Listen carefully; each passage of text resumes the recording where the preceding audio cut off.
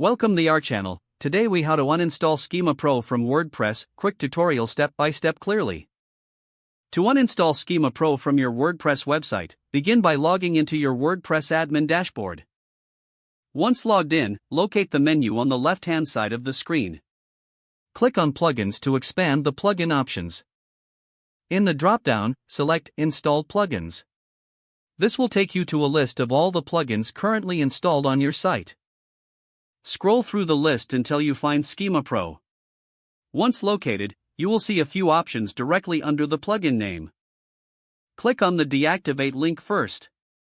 This action will disable the plugin, but it will remain in your plugin list for now. After deactivation, a new option will appear beneath the Schema Pro listing.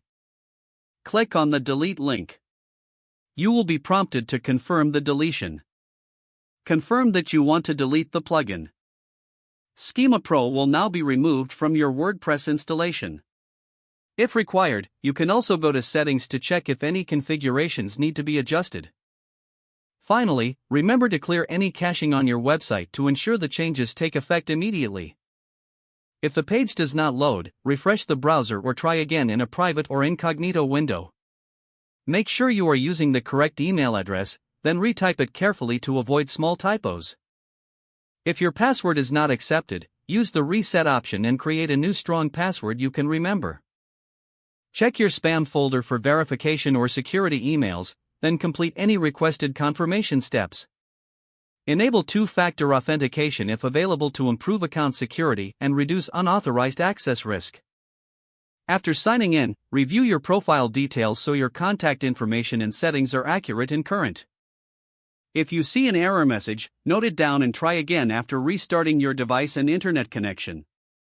Log out when you finish, especially on shared devices, to keep your account and payment information secure. If the page does not load, refresh the browser or try again in a private or incognito window. Make sure you are using the correct email address, then retype it carefully to avoid small typos. If your password is not accepted, use the reset option and create a new strong password you can remember. Check your spam folder for verification or security emails, then complete any requested confirmation steps. Enable two-factor authentication if available to improve account security and reduce unauthorized access risk. After signing in, review your profile details so your contact information and settings are accurate and current.